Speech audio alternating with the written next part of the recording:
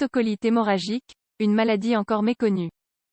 Les symptômes de la rectocolite hémorragique peuvent se confondre avec ceux d'autres pathologies et disparaître et réapparaître avec le temps. Il est nécessaire d'aller chez un spécialiste pour recevoir un diagnostic et suivre ses recommandations. Si on vous a diagnostiqué une rectocolite hémorragique, avant toute chose il vous faut connaître la maladie. Savoir quels sont les symptômes que l'on va sentir, être préparé et disposé, en temps voulu, des meilleures stratégies pour y faire face au jour le jour, est le meilleur moyen d'améliorer sa qualité de vie. Il est important de garder à l'esprit que cette maladie est, à ce jour, encore méconnue. Son étiologie fait toujours l'objet d'études. C'est pour cela que ça vaut la peine de se maintenir informé en ce qui concerne la colite ulcéreuse quand on en souffre. Aujourd'hui nous voulons profiter de cet espace pour vous aider et vous informer, dans les grandes lignes, sur certaines choses qui peuvent être utiles. Qu'est-ce que la rectocolite hémorragique? La rectolite hémorragique, aussi appelée colite ulcéreuse, est une maladie chronique du gros intestin qui affecte plus particulièrement le côlon. La paroi de cette partie de notre organisme s'enflamme et des petites lésions ouvertes ou des ulcérations commencent à apparaître, qui produisent du pus ou des glaires. Cette association de l'inflammation et l'ulcération entraîne un grand inconfort abdominal essentiellement dans la zone du côlon. Rappelons également que le côlon peut provoquer des douleurs à différents endroits, un peu en dessous du nombril, à gauche ou à droite. Cependant, il y a une manière de reconnaître une douleur du côlon, quand on se couche la douleur se calme. Il est important de comprendre qu'il existe une différence claire entre une colite ulcéreuse et la maladie de Crohn. Ce sont des maladies bien distinctes. La maladie de Crohn peut affecter n'importe quelle partie du tube digestif alors que la colite ulcéreuse n'affecte que le côlon et sa muqueuse.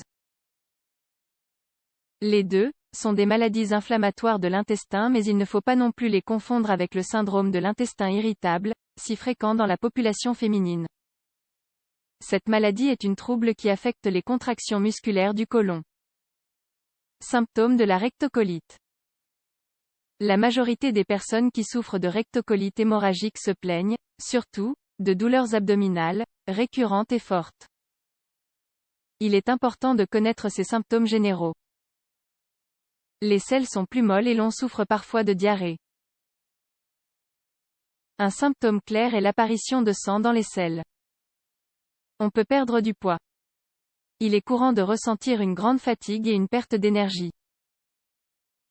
Dans le cas d'enfants souffrant de colite ulcéreuse, leur croissance et développement sont plus lents.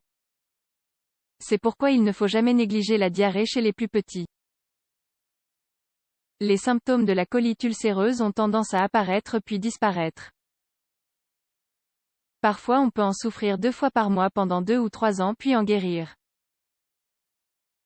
Toutefois, il est toujours nécessaire d'avoir un diagnostic médical et l'aide de bons professionnels. Cause possible de la colite ulcéreuse. Les études sur la colite ulcéreuse nous montrent que cette inflammation peut être due à une interaction complexe entre différents facteurs tels que les gènes, le système immunitaire, et divers éléments de l'environnement. Si nos géniteurs souffrent de colite ulcéreuse, il se peut que l'on développe également cette maladie. Il existe des substances étrangères déterminées dans l'environnement, antigènes, qui peuvent jouer un rôle dans l'activation de la maladie. Notre système immunitaire ne sait pas comment se défendre face à ces ennemis externes, ce qui provoque l'inflammation de la zone du côlon. La colite ulcéreuse pourrait être le résultat d'une interaction d'un virus ou une infection bactérienne et la réponse du système immunitaire naturel du corps. Cette maladie touche autant les hommes que les femmes et, en général, elle apparaît après l'âge de 30 ans. Remède naturel contre la colite. Comme nous l'avons signalé tout au long de cet article, il est indispensable d'avoir un diagnostic et un suivi de professionnels de la santé en cas de rectocolite hémorragique. De notre côté, on peut vous proposer quelques conseils basiques et des remèdes maison simples que vous pouvez prendre en compte. Il suffit de les essayer et de trouver lequel s'adapte le mieux à tes spécificités et besoins personnels. Essayez d'avoir une alimentation la plus naturelle possible sans gluten ni produits laitiers. De même, évitez les plats préparés ou avec des conservateurs.